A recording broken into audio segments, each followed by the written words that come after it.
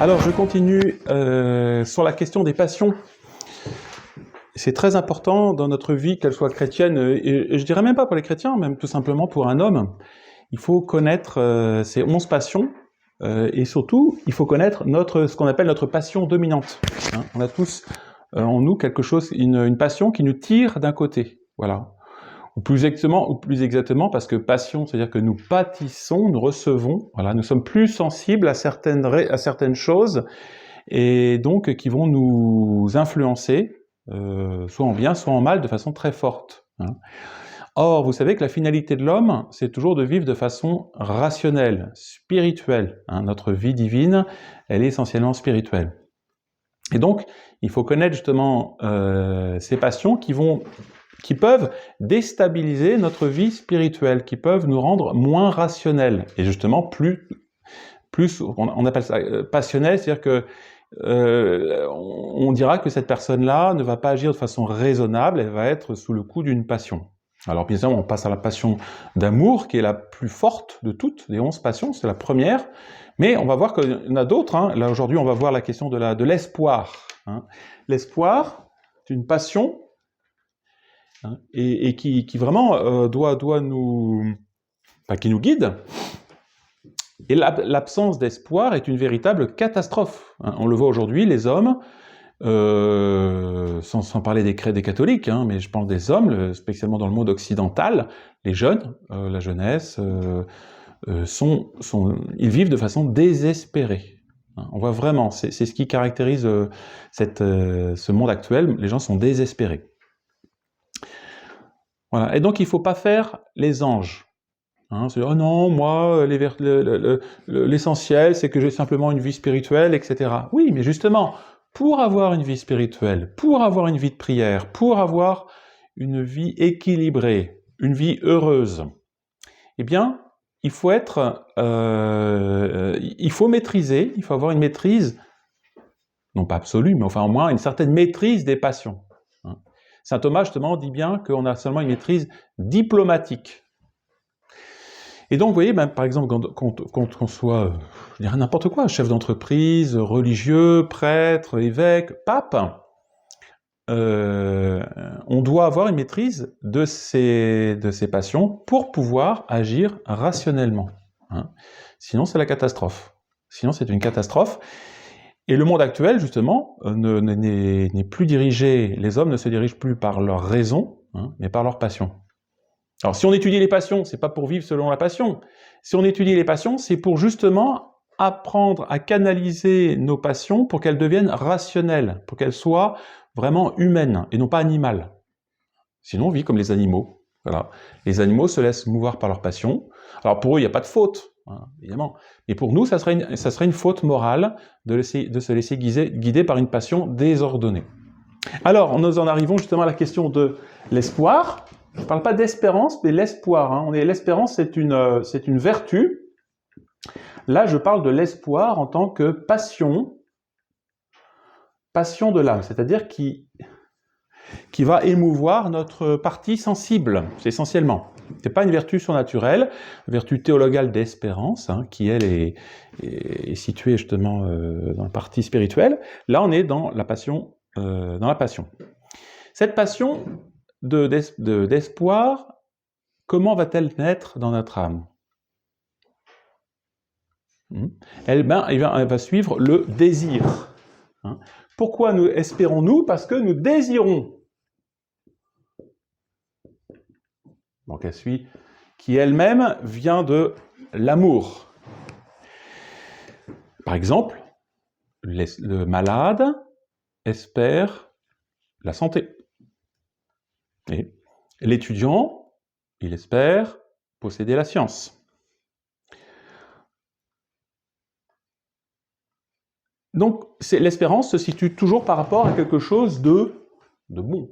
Hein. Il ne s'agit pas pour nous, enfin pas bon en soi, mais bon pour nous, ce qui nous semble bon. Hein. Bon, je prends un exemple absurde, mais quelqu'un qui va se suicider, hein, dit « j'espère que je ne vais pas rater mon suicide », parce qu'il espère une vie meilleure avec le suicide. Évidemment, c'est absurde. Hein, mais pour lui, c'est quelque chose de bon. Bon. Voilà. Mais ce qui caractérise l'espérance, c'est l'espoir, pardon, c'est que donc c'est une chose bonne pour nous, mais qui est absente. On l'a pas encore, vous voyez. Elle n'est pas encore là, elle est absente. Et elle se réalisera, donc chose, on va mettre absente. Voilà, elle est absente. Elle est future. Hein.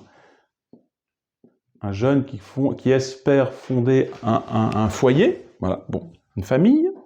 Elle va se réaliser dans le futur. Mais quand même, il y a une chose, elle est incertaine. J'espère, vous voyez, quand on dit j'espère, incertain, ça veut dire qu'on n'est pas, ça peut ne pas arriver. Voilà. Et puis, dernière caractéristique de l'espoir, c'est qu'il y a, donc c'est pour ça que l'espoir se situe plutôt dans l'appétit irascible, qui demande une certaine force, vous voyez. L'espoir, c'est pas fait pour les mollassons. Celui qui se laisse aller à tous ses caprices, si on veut, à la recherche du plaisir immédiat, ne peut pas avoir d'espoir. Et pourquoi? Parce que ça suppose quelque chose d'assez difficile, enfin pas impossible, mais difficile. J'espère, l'étudiant qui espère réussir ses examens, ou le jeune homme qui espère fonder une famille, c'est difficile. Je dirais surtout aujourd'hui, fonder une famille, aujourd'hui, c'est... Quand on voit toutes les lois contre la famille, les écoles et tout ça, j'espère fonder une famille, avoir des enfants que je pourrais bien éduquer. Aujourd'hui, c'est difficile. Hein. Bon. C'est pareil pour la vie religieuse. Hein. Je vais être une religieuse, je vais être... ben oui, mais je veux trouver un bon couvent, je veux trouver des... C'est difficile. Mais, autre aspect important, c'est difficile, mais c'est possible. Je peux. C'est dans l'ordre... Vous voyez, si c'était impossible, je serais dans le désespoir. Hein. Et alors, le danger, justement, on en reparlera justement, cette question du possible. Que comment les ennemis actuellement de Dieu, ou les ennemis de l'Église, ou les ennemis de la civilisation catholique actuellement, tous les mondialistes, les macronistes, tous ceux ou les francs-maçons, qu'est-ce qu'ils essaient de faire croire aux gens? Hein, ils essaient de leur dire, non, vous ne pourrez jamais avoir une famille catholique. Non, vous ne pourrez jamais être une religieuse ou un prêtre normal. Vous devez... Le désespoir. Hein. Un étudiant, non, c'est pas la peine, voilà, vous n'aurez jamais de travail. Ou vous ne pourrez jamais... le confinement, par exemple. Vous voyez, le confinement, qu'est-ce qui s'est passé? Il y a beaucoup de jeunes qui sont tombés, justement, dans le désespoir parce que, en gros, on les empêchait, on leur rendait impossible la vie d'études. Hein. Comment voulez-vous étudier derrière un écran? Bon, ça va un jour, 2 jours, mais une année, c'est plus possible. Donc on détruit l'espoir. Il y a eu beaucoup de suicides, ou beaucoup de gens qui sont tombés dans des dépressions graves. Donc, alors, caractère essentiel, vous voyez, de l'espoir, bien futur, donc c'est un bien, quelque chose de bon, bien futur, difficile et possible. Donc vous avez, si on veut, 4 caractères, 4, ce qui spécifie l'espérance, c'est que vous avez ces 4 choses. Hein. Vous perdez l'espérance, si vous n'avez pas ces 4 caractères de l'espérance. Alors, je vais un peu m'arrêter justement sur la question des 4 éléments qui constituent l'espérance. Donc, je vous ai dit, l'espérance, on va se porter sur un bien ou quelque chose qui nous paraît bonne. Je vous dis, peu importe que la chose soit mauvaise en soi, mais en soi, quelqu'un qui vit d'espoir, je sais pas moi, le voleur par exemple, il espère réussir son casse, vous voyez. Bon, ça veut pas dire que faire un braquage de banque, c'est une bonne chose, mais lui, il est là, vous voyez, il espère, c'est comme dans les films, on voit là, ça y est, le bandit qui arrive dans la banque, et puis on se dit, voilà, pourvu qu'il réussisse son casse et tout ça, qu'il se fasse, voilà, bon. Hein, ça veut pas dire que c'est bon. Alors, conséquence, cette passion, donc, de l'irascible, hein. Je vous ai dit, il y a deux types de les deux grands axes de la passion. Celles qui vont être excitées par les choses faciles, ou directement faciles, et celles qui doivent se porter ou éviter des choses difficiles. Passion du concupiscible, passion de l'irascible. Voilà. Et dès qu'il s'agit de faire un effort, que ça soit pour éviter un mal ou pour obtenir un bien, on est dans l'irascible. Il faut un certain... Vous voyez, il faut de l'énergie. Il faut se mettre en... Ira, c'est la colère. Donc, très important dans cette passion, de l'espérance, c'est qu'elle se porte sur un bien. Et non pas, il ne s'agit pas d'éviter un mal. Il ne s'agit pas d'éviter un mal. Donc, et ça c'est important parce que dans l'éducation ou dans notre vie, vous voyez, d'abord, il faut bien se rappeler que notre être, notre personne, ce que nous sommes d'abord faits pour aller vers le bien. Vous voyez, avant d'éviter le mal, bon bien sûr, il faut éviter le mal, mais on est d'abord fait pour obtenir un bien. On est ordonné à ce qui est vrai, à ce qui est bon. Et donc, ça veut dire que pour être dans l'espérance, ou dans l'espoir, il faut souvent, et très souvent, se réorienter ou se positionner par rapport à ce qui est bon. Vous voyez ? Le danger, par rapport à l'espoir, c'est de regarder toujours ce qui ne va pas. Le mal à éviter. Vous voyez ? Attention, les méchants, etc. Vous voyez, c'est dangereux ça. Hein. L'éducation doit se porter vers ce qui est beau, vers ce qui est vrai et ce qui est bien. Dans une journée de vie, dans une famille, dans une congrégation, vous voyez, il faut que sans cesse on soit émerveillé dans la joie des belles choses. Il y a un bon plat, n'importe quoi, vous voyez, l'oiseau qui chante, de la belle musique, un beau soleil Il y a des aurores boréales en ce moment, il paraît, en France. C'est étonnant. Il y en a une magnifique au-dessus du Mont-Saint-Michel. C'était superbe. Il y a une photo qu'on m'a envoyée, voilà. Eh bien, il y a une personne qui m'envoie la photo, maintenant on envoie des photos à tire-larigot, et qui était émerveillée. Je dis, mais c'est bien, parce qu'au moins, dans sa journée, la personne là, elle aurait été émerveillée par une belle chose. Hein. Alors, le problème, c'est qu'il y a des gens aussi, ils veulent jamais voir ce qui va mal. Hein, ils veulent toujours regarder, ah, ça, c'est magnifique. Oui, attendez, mais les gars, il faut pas oublier que il y a les mondialistes actuellement qui veulent notre peau. Mais le danger, c'est de se focaliser tout le temps sur une éducation, enfin, sur des choses qui vont mal. Hein, et donc, le rôle de notre intelligence, c'est de percevoir le bien dans sa totalité, dans toute sa beauté, pour qu'on s'y porte. Avant de regarder le diable qui est en train de détruire la chrétienté, tout, vous voyez, quelle est notre vie d'abord avant essentiellement ? Notre vie, c'est d'être dans le royaume de Dieu, qui est bien plus grand, bien plus beau, bien plus... Tout est délicat, vous voyez, hein, voilà.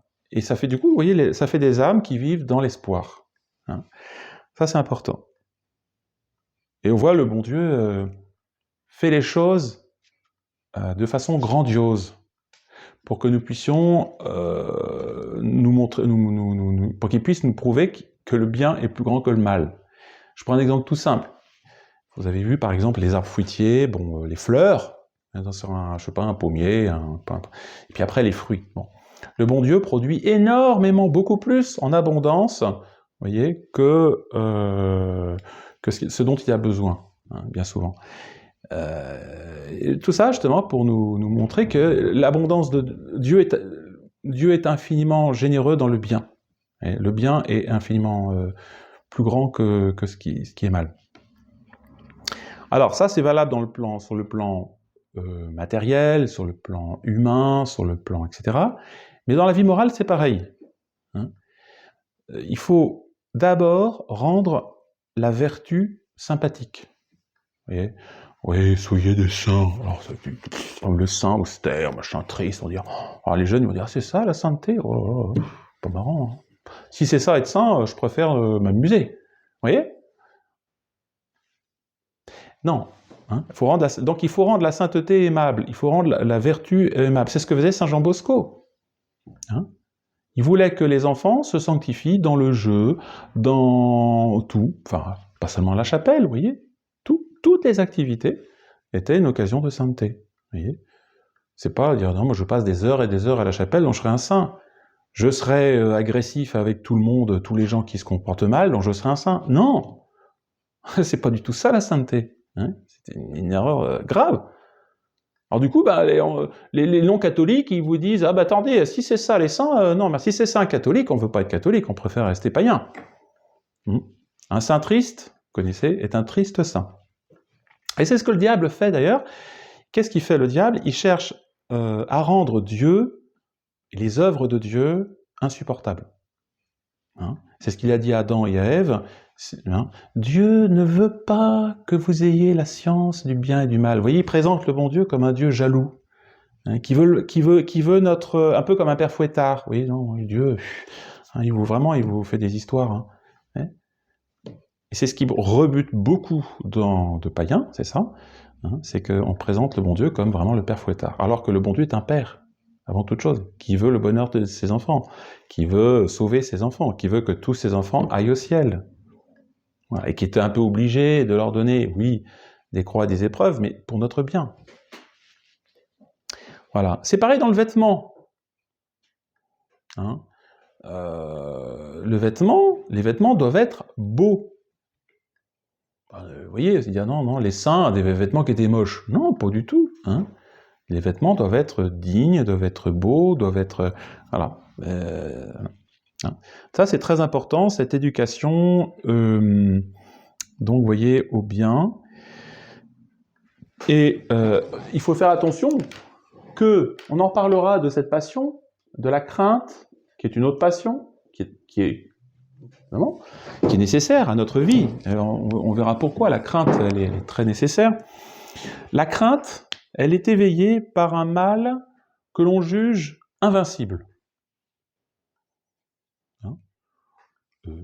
Bien sûr, il y a des choses qu'il faut craindre. La mort. La mort, bah, évidemment, on mourra. Hein. Voilà. Mais c'est pas un mal absolu, c'est un mal relatif. On est obligé de mourir pour aller au ciel, pour aller dans l'au-delà. Il y a des ennemis qui sont supérieurs à nous. La franc-maçonnerie, toutes ces sectes maçonniques, évidemment, il faut les craindre. Il ne faut pas faire n'importe quoi. Elles sont très puissantes, elles ont de l'argent, les médias. Évidemment, voilà, il ne faut pas être non plus inconscient. Il y a des gens, ils font se tête baissée en disant n'importe quoi, et puis ils se prennent un procès, ils perdent tout, et voilà. Voilà, il faut... Bon. Mais attention, donc il faut avoir une certaine crainte, voilà, de l'ennemi, du tentateur, de crainte du péché, voilà, crainte de sa faiblesse, bon. Mais attention de ne pas baser justement toute éducation sur la seule crainte du mal. C'est un peu l'esprit protestant. L'esprit protestant, c'est l'idée de toute façon, l'homme est tellement pourri, l'homme est tellement mauvais, l'homme est tellement corrompu que de toute façon il est incapable de aucun bien. Le seul bien qu'il puisse faire, c'est gagner du fric, faire des entreprises, voilà, et puis voilà. Donc c'est tout. Non, l'homme est capable de bien, et il faut justement, il faut être éduqué un peu dans ce sens-là. Il faut s'éduquer dans ce sens-là. Donc avant d'éviter à chercher le mal, nous devons nous enthousiasmer, ou en même temps, si on veut, nous enthousiasmer pour le bien à conquérir. Et c'est sûr qu'il va y avoir toujours, chaque fois qu'on cherche à obtenir un bien, il y aura un mal avec, qui va toujours être... Vous voyez qu'une vocation religieuse, une vocation de mariage, ou le mariage, ou n'importe quoi, n'importe quelle entreprise que l'on accomplit ici-bas, hein, chaque fois que vous voulez faire quelque chose, vous aurez toujours des ennuis. Vous voulez réparer un objet, vous voulez toujours, vous faire la cuisine, tout ce que vous faites, à chaque fois, vous aurez un ennui. Vous allumez vous voulez faire un bon plat, pouf, plus de gaz. Vous voyez? Ah, j'arrête. Mais non! Vous voyez? Il y a un obstacle, il ne faut pas faire une montagne, parce qu'il n'y a plus de gaz. Voilà, il faut, alors, il y en a qui sont... Il faut savoir, oui, voir le bien, mais et puis même si le bon Dieu permet qu'on ne puisse pas faire le gâteau, parce qu'il n'y a plus de gaz, bah, on va pas s'en rendre malade, je sais pas quoi, on va trouver plus simple, on mangera des pommes. Puis on sera heureux de manger des pommes. Et puis on dira, le bon Dieu a voulu aujourd'hui qu'on mange des pommes. Voilà. Donc, et notre Seigneur, vous voyez, qu'est-ce qu'il fait notre Seigneur? Bien sûr, il a parlé 53 fois de l'enfer, craint de l'enfer, etc. Mais il a quand même dit aux gens, il a éduqué ses apôtres aux béatitudes. Bienheureux les pauvres, bienheureux ceux qui souffrent injustice, bienheureux, vous voyez? Il n'a pas dit malheureux si vous tombez dans le péché, malheureux, non. Il n'a pas dit ça. Il a dit bienheureux, voilà, si vous souffrez la pauvreté, l'injustice, etc. Donc, éducation basée, vous voyez, sur un bien. Voilà. Et dans vos méditations, quand vous méditez, c'est important de méditer sur les belles choses. Vous voyez ? Par exemple, je prends un exemple. Si par exemple vous êtes dans la crainte parce que vous avez péché gravement dans le passé, et puis bon, d'accord, bon, c'est effacé, puis vous dites ah mais je suis indigne, etc., etc. Bon, sur quoi vous méditez? Eh ben vous pouvez méditer par exemple sur la chute de Saint Pierre. Saint Pierre a péché gravement, Sainte Marie-Madeleine a péché gravement, mais est-ce qu'ils se sont arrêtés à leur péché passé? Bien sûr, ils ont regretté toute leur vie, mais vous voyez, est-ce qu'ils étaient arrêtés par le fait que la crainte? Non. Donc attention, il peut y avoir une passion que le démon va susciter, même parfois sous apparence de bien, en disant « Ouais, t'es un nul, t'as vu ce que t'as fait dans le passé, c'est grave, t'es foutu... voilà. » D'ailleurs, c'est ce que le démon essaie de faire à l'heure de l'agonie. Il va montrer, il va grossir tout ce qu'on aura fait de mal. Voilà. Donc, là, qu'est-ce qu'on fait? On médite sur la bonté de notre Seigneur, sur son pardon, sur les exemples des saints qui ont beaucoup péché, puis vous voyez, qui ont réparé, etc. Bon. Alors ça, voilà, bien, première chose, pour avoir cet espoir. Ensuite, ça touche quelque chose qui est futur. J'espère, bon, vous espérez le ciel, ou j'espérais, je sais pas quoi, n'importe quoi, un bien temporel. C'est un bien qu'on n'a pas ici, qu'on n'a pas devant les yeux, qui n'est pas encore présent. Et ça, c'est difficile pour nous, parce que nous, on est on aime bien les choses, voilà, qu'on a un beau gâteau, on va pouvoir le manger, oui, c'est facile. Là, c'est un bien qui n'est pas là. Et donc, cette passion, elle est fondée sur un constat de choses, que nous sommes faibles, et de manque.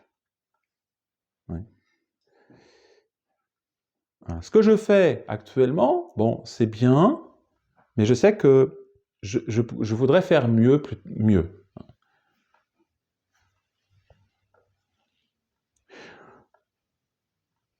Voilà, je suis fait moi aussi pour posséder Dieu, de façon totale, mais où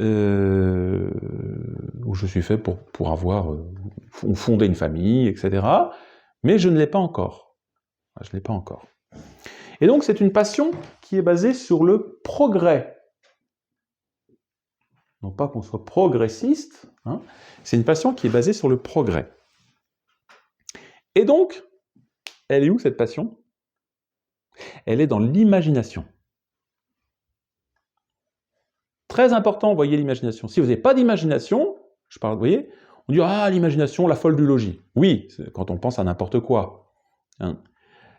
Mais elle peut être une aide précieuse pour l'espoir.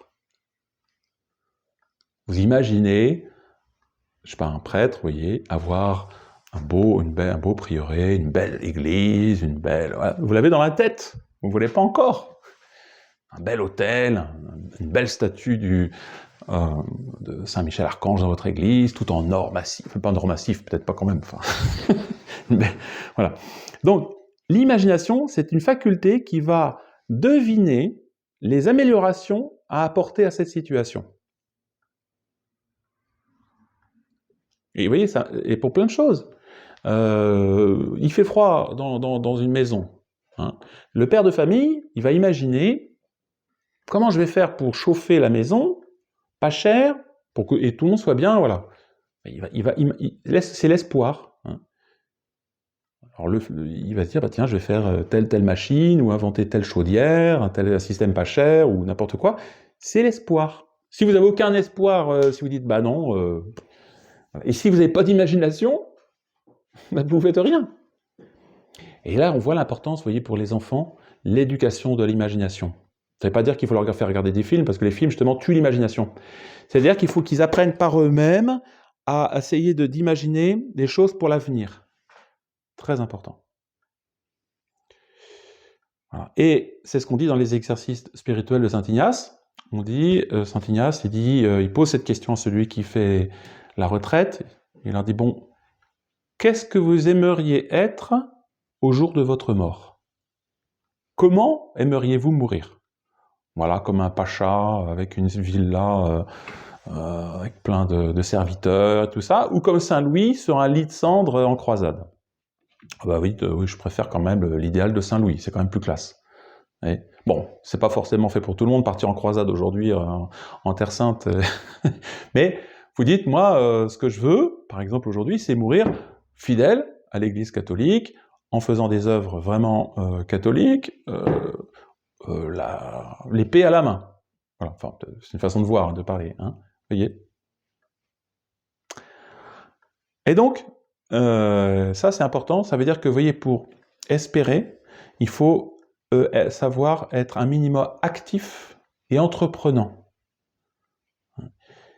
Voilà. Et c'est le danger, alors voilà, de toute la technologie moderne, on voit bien, elle tue, en cette technologie, elle tue l'espoir, c'est un poison contre l'espoir. Pourquoi les gens sont désespérés? Parce que je dirais, ils n'ont pas de véritable imagination. Alors ça ne veut pas dire, vous voyez, on disait en mai 68, on disait l'imagination au pouvoir. Alors c'est pas complètement faux. Hein. C'est parce qu'on essayait de faire entrer les gens dans un carcan bien bourgeois en disant, toi, tu dois faire l'ENA, tu dois faire telle et telle école, si tu fais pas ça, voilà. Donc on impose aux gens un cadre qui ne correspond pas à ce qu'ils imaginent. Vous voyez? Voilà.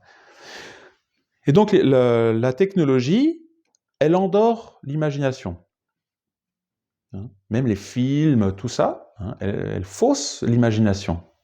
Soit elle exagère, et la réalité, je sais pas, les films d'horreur, les films d'action, les films de tout, c'est complètement délirant, qu'on n'est plus du tout dans la réalité. Soit au contraire, elle anesthésie avec des petits films tout gentillets, où la réalité est complètement fausse. Vous voyez ? On fait rire les gens, mais concrètement, la réalité, c'est pas ça non plus. Bon. Fausse relation, donc, vous voyez, avec le temps. Elle fausse. Bon. Et la technologie, vous voyez, par exemple, elle tue l'espoir. Vous voulez, par exemple, boire une boisson fraîche. Hein? Alors, autrefois, c'était toute une histoire. Aujourd'hui, bon, alors vous direz, il fait froid dehors, non, c'est pas difficile. Mais en été, quand il faisait 40 degrés, allez, je sais pas, au 19e, comment on faisait pour boire des boissons fraîches? Bah, il fallait de l'imagination. Il y en a, par exemple, moi je connaissais des châtelains, l'hiver, ils ramassaient de la neige, comme ça, tout l'hiver, ils les mettaient dans un espèce de trou, hein, c'était une espèce de tunnel, ils bourraient ça de neige, et en été, mais récupéraient, ça restait, hein, ça faisait des blocs de glace, et comme ça, en été, même ça restait encore. Hein, ils pouvaient avoir des boissons fraîches et prendre des... Autrefois, la lumière, pareil. Aujourd'hui, vous rentrez dans une pièce, clac, vous avez la lumière. Bon, aucun effort, machin. Oui. Autrefois, la lumière, bah, il fallait allumer le... Comment on appelle ça? J'ai oublié le nom. Chandelier, etc. Voilà. L'information, tout ça, vous avez tout à des vitesses folles. Vous avez toute information. Et donc, comme l'espoir, voyez, se situe par rapport à un bien futur et que vous avez tout dans le présent, et ben vous tuez l'espoir. Tout ce qui est trop instantané, tout ce qui empêche, vous voyez, l'effort, va tuer. Hein. En gros, la devise du monde moderne, c'est tout de suite. Je veux être au bout de la Terre, tout de suite. Ben, voyez, vous êtes au bout de la Terre, vous prenez l'avion, vous achetez un billet d'avion à 29,99 € et vous vous retrouvez à Tokyo. Vous voyez. Mais c'est absurde. Autrefois, pour aller au bout de la Terre, il fallait faire plein d'efforts. Bon. Alors, en pratique, il faut éviter les choses qui vont tuer le temps. Hein. Si je veux avoir cela tout de suite, hein, c'est la devise, hein, cherchons alors le plus vite possible. Non. D'ailleurs, on voit bien, d'ailleurs, pour avoir des choses, des objets de qualité, hein, il ne s'agit pas de cliquer sur Amazon, voilà. Hein. Ah, toute seule. J'ai acheté une montre. Bon, pareil, sur Internet. Je dis, tiens, c'est bien, je vais avoir une montre. Bon, pas cher, vite, tout ça. Ben, au bout de 2 jours, ça marche plus. Voilà. Voilà. J'aurais pris mon temps, je serais allé chez un horloger, il m'aurait conseillé, tout ça. Ben, au final, qu'est-ce qui va se passer? Ben, je vais être obligé d'en racheter une autre. Bon. Et les anciens, justement, eh ben, ils prenaient le temps. Ils prenaient le temps. On voit d'ailleurs les artisans, hein, l'ouvrage, ils le faisaient, ils revenaient, ils repassaient, ils regardaient, vous voyez. Et ils faisaient chaque chose en son temps.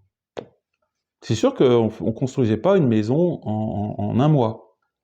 Hein. Une maison, on voit bien, c'était du temps, il fallait tailler les pierres, il fallait ensuite les poutres, etc. Enfin, c'était du travail de longue haleine. Hein.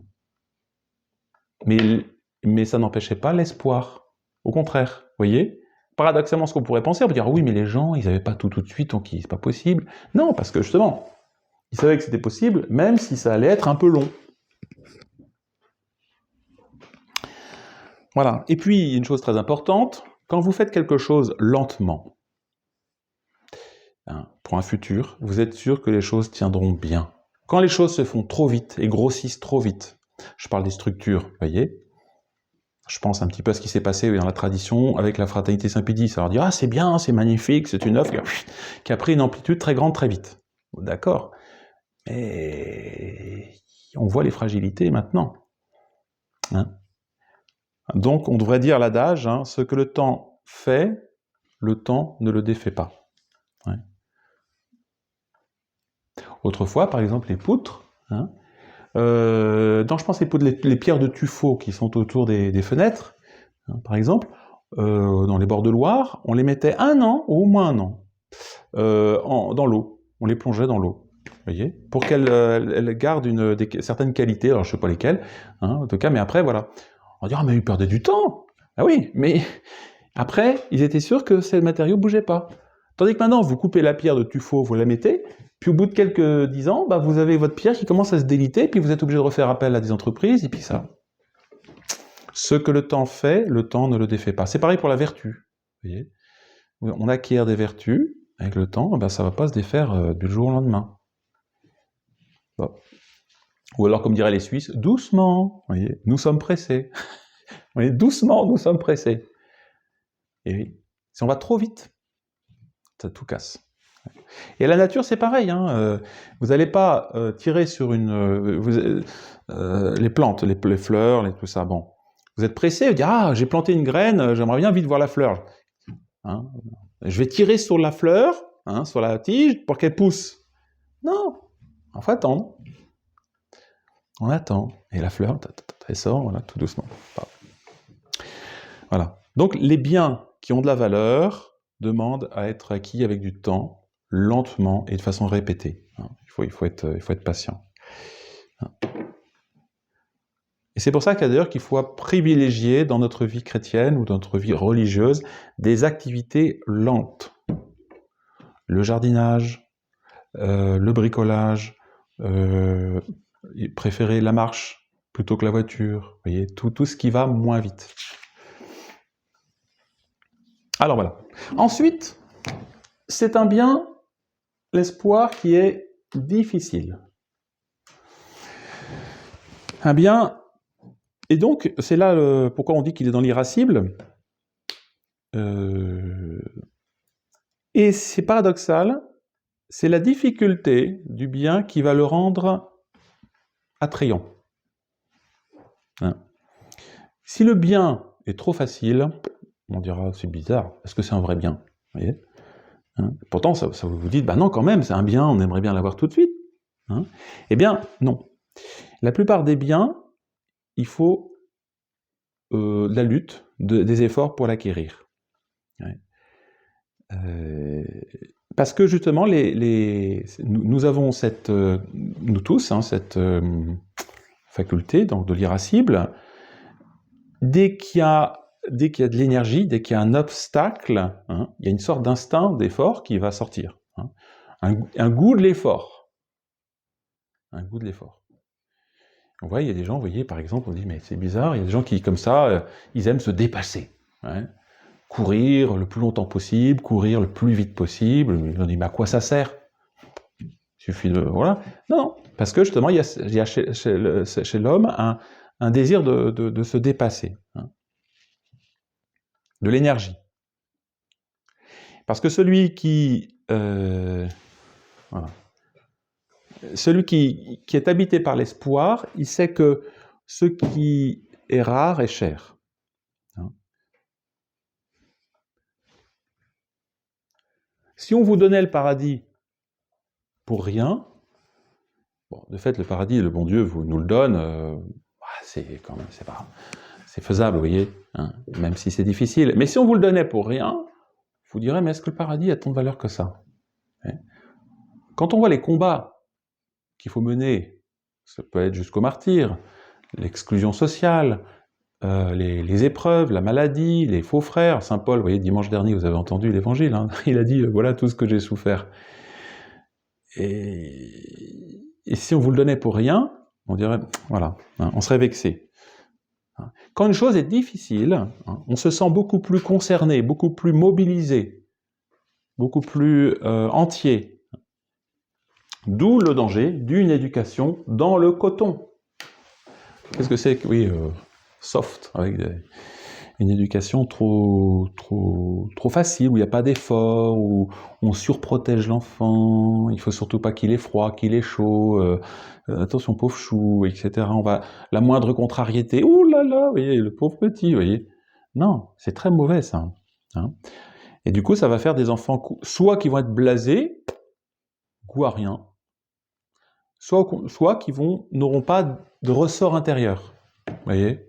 Tu veux faire ça? Ouais. Ça te plaît? Ouais. Et qui donc vont s'effondrer à la première épreuve venue.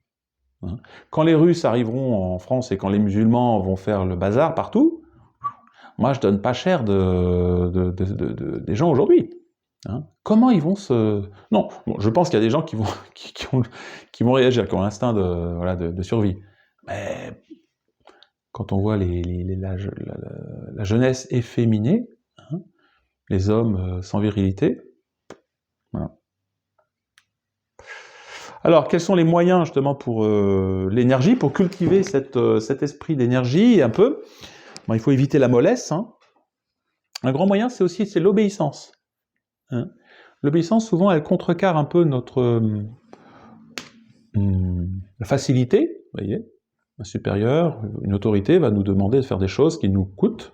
Ben justement, parce que ça nous coûte, on dit tiens, ben, bon, évidemment, des bonnes choses. Hein. Le supérieur m'estime, il me dit de faire quelque chose qui est un peu difficile. Voilà, je le fais. L'obéissance. Et puis aussi, ben, important aussi, il faut aider. Hein. Ceux qui ont du mal, hein, il faut se soutenir. On n'est pas tout seul. Hein, voilà. Il faut bien se rappeler qu'il y a des gens plus faibles. Nous sommes plus faibles. Nous avons besoin à certains moments d'être écoutés, soutenus. Voilà. Hein. On n'est pas tout seul dans cette marche vers le ciel ou pour acquérir des biens ici-bas. Hein. On n'est jamais seul. Voilà. Et enfin, dernier aspect de cette passion, c'est que c'est possible. Hein. L'espérance ou l'espoir, c'est pas le téméraire, hein, qui fonce, qui part à l'inconnu. Non, quand même, il sait que c'est possible.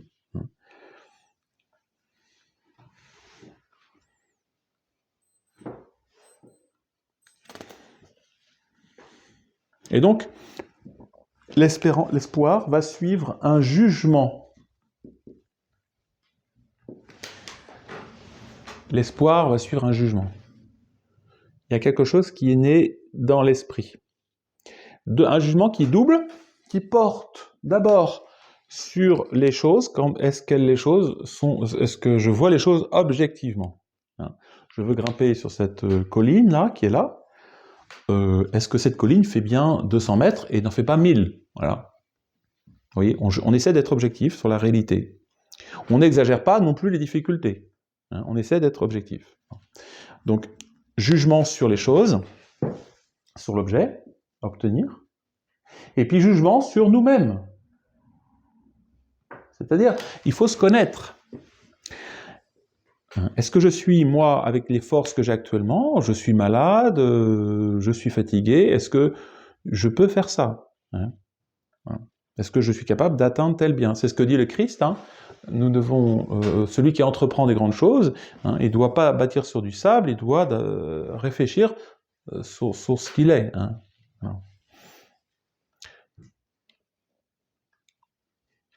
Voilà. Voilà ce que disait saint Antoine du désert, hein, pas saint Antoine de Padoue.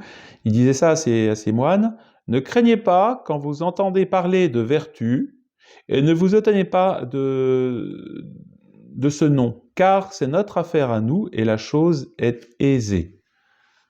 Voilà. Il ne faut pas s'inquiéter si la vie chrétienne peut paraître difficile, justement, hein, parce que c'est ce qu'on doit... C'est notre métier. Voilà. Et c'est possible, hein. La chose est possible.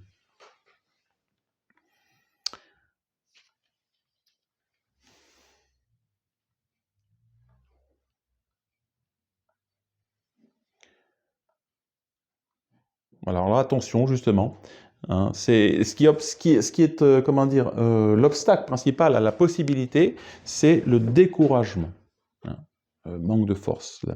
Découragement qui va venir de la peur.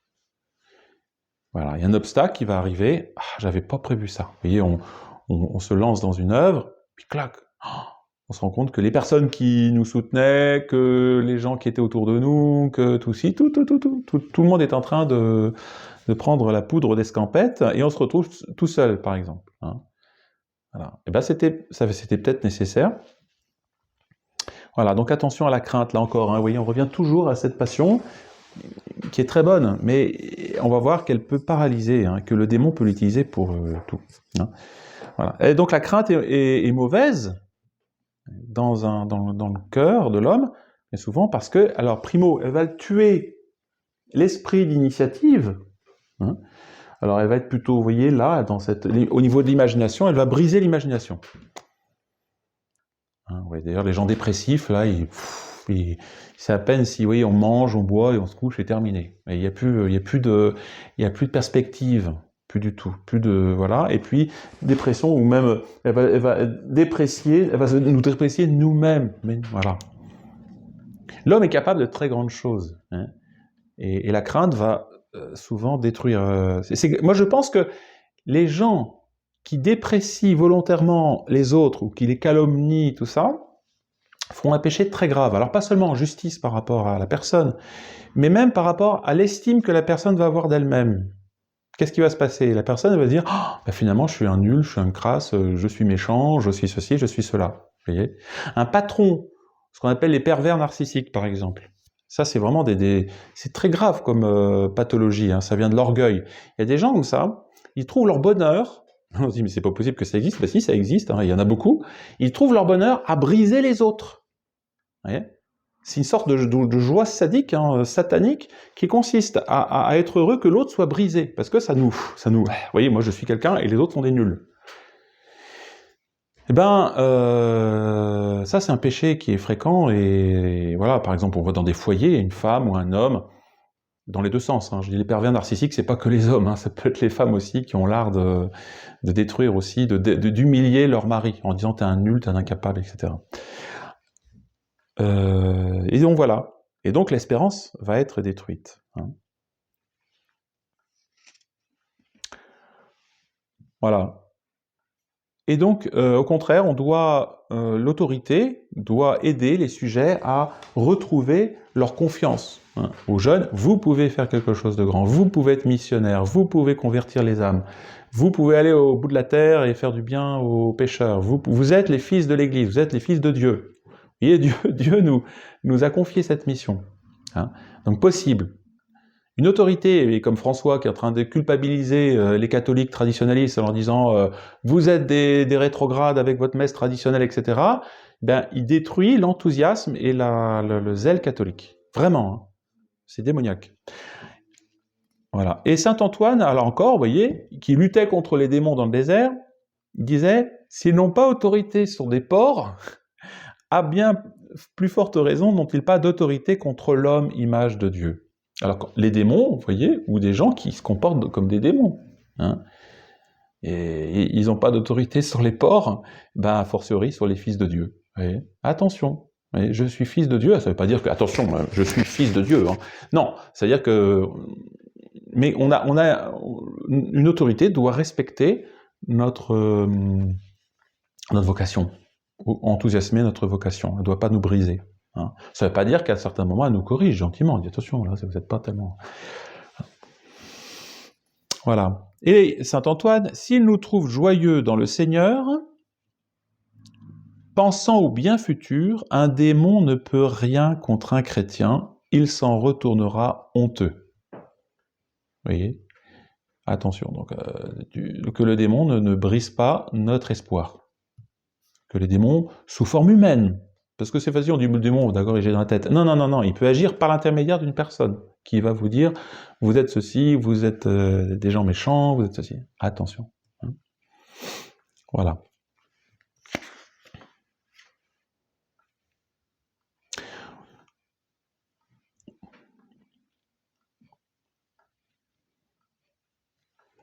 Voilà, je vais m'arrêter pour cette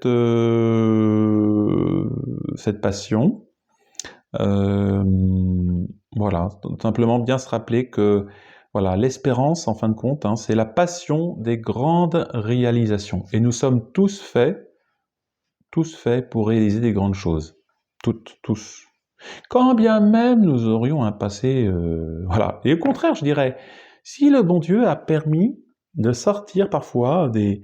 Comme saint Paul, vous voyez, un persécuteur. Saint Paul, il aurait pu dire toute sa vie, oh ben non, j'ai tué des chrétiens, il n'a pas fait des choses très très heureuses. Hein. Eh ben non. Oui. Donc, 4 choses, hein. Bien élevé, futur, ardu, possible.